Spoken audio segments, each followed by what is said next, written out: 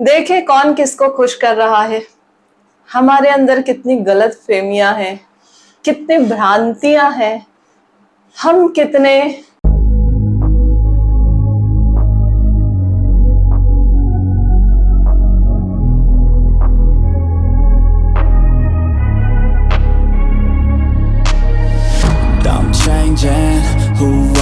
सबको नमस्कार।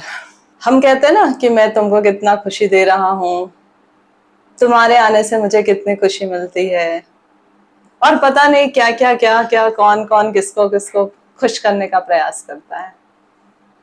तो आज मेरा मन किया कि चलो हम इसी पे बात कर लेते हैं। देखे कौन किसको खुश कर रहा है।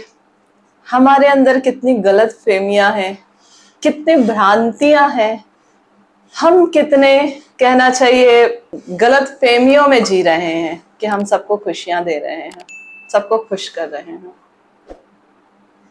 आप बताइए मुझे, जब ईश्वर ने संसार और मनुष्य की रचना की तो इसमें क्या किया उन्होंने? कितनी विविधताएं रखी हैं, कितनी अच्छी चीजों को रखा है उन विविधताओं में, है ना। मनुष्य जो है उसके मनोरंजन के लिए, खुश होने के लिए कितनी सारी चीजें दी हैं ईश्वर ने। आप देखो कितने प्रकार के आपको सुगंध दिए हैं, कितने प्रकार के फूल और कांटे दिए हैं। आप देखते रह जाते हैं जब सब्जियों के बाजार में जाते हैं, कितनी वैरायटी की सब्जियां आपको देखने को मिलती हैं। ये सब तो मन को लुभाने वाले हैं, बहुत सुंदर ही हैं, पर इसके साथ साथ और क्या मिलता है?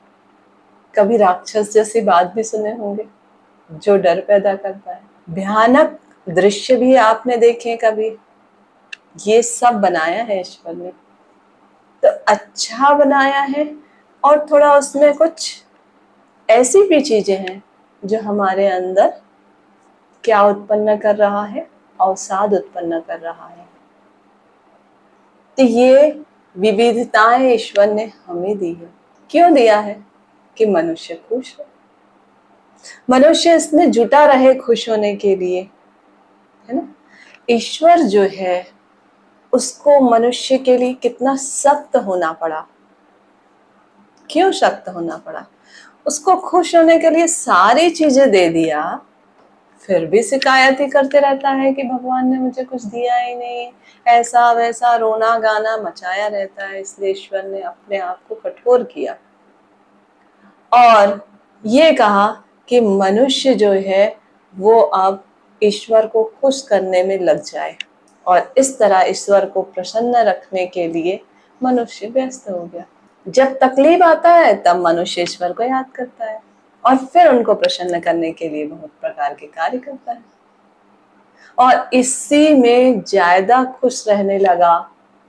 उसके पास चिंता और तनाव के लिए समय ही नहीं बचा।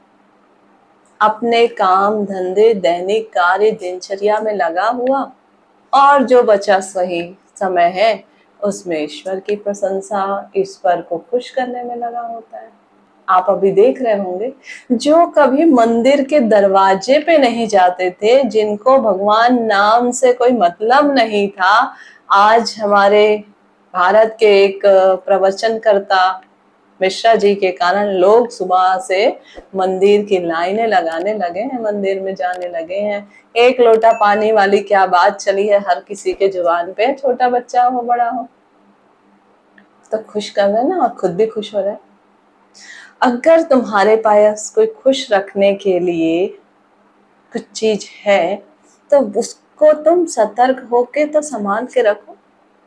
जब आप सतर्क हो जाओगे कि इससे मुझे खुशियां मिलती है और उसको महसूस करने लगोगे, तो आपकी खुशियां और अधिक हो जाएगी। आप खुशियों को बहुत ज्यादा महसूस करने लगेंगे। पर आपका ये ध्येय है, एक उद्देश्य है केवल अपने को खुश रखना, दूसरों की खुशियों की चिंता ही नहीं है, तो आप देखेंगे आप सिर्फ उलझे पड़े रहेंगे कि मैं कैसे खुश हो सकता हूँ, कैसे खुश हो सकता हूँ। और ये निश्चित है कि फिर आप एक अवसाद में ग्रस्त हो जाएंगे, क्योंकि भौतिक सुख जो है राग को जन्म देता है। पर समस्या यह है कि हम उन सुखों के द्वारा तृप्त होने की चेष्टा कर रहे हैं जो भौतिक से मिल रहा है, जबकि सच्ची तृप्ति जो है वो सेवा से मिलती है, जिसका गुणगान हम कॉलर उठा उठा के कहते हैं, अरे मैंने आज तो इतने लोगों का सेवा किया, आज तो मैंने ये काम किया, आज मैंने इतने लोगों को भोजन करा दिया। तो ये सेवा किस तरह का था? क्या आप अपने अंतर मन से कर पाए, या सिर्फ दिखावा था जिसका ढिंढोरा पीट रहे हैं कि हमने ये सेवा की? जब आप अंतर मन से सेवा करते हैं जो वास्तव में आपकी खुशियों को दुगना करता है, तो वो जुबान पे आता भी नहीं कि हमने ये किया। और जब जब वो सेवा आपको याद आती है, आपका तन मन एकदम प्रफुल्लित हो जाता है, आनंदित हो जाता है। तो आप बताइए, आप जो है किसको खुश कर रहे हैं? अपने आप को या किसी और को खुश कर रहे हैं?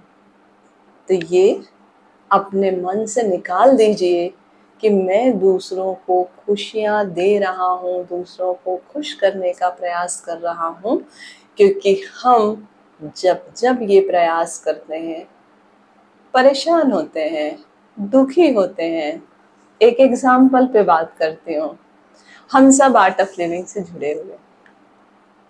आर्ट ऑफ लिविंग में हमें कभी कोई कोर्स ऑर्गेनाइज करना होता है, जो ऑर्गेनाइजर है हम लोग को देखेगा तो क्या कहते हैं, हाँ मैं तो आज इतने लोगों से मिला, इतने लोगों के जीवन में खुशियां लाने का प्रयास किया, पर एक ने भी फॉर्म नहीं भरा, एक ने भी पॉजिटिव नहीं कहा कि मैं आऊंगा।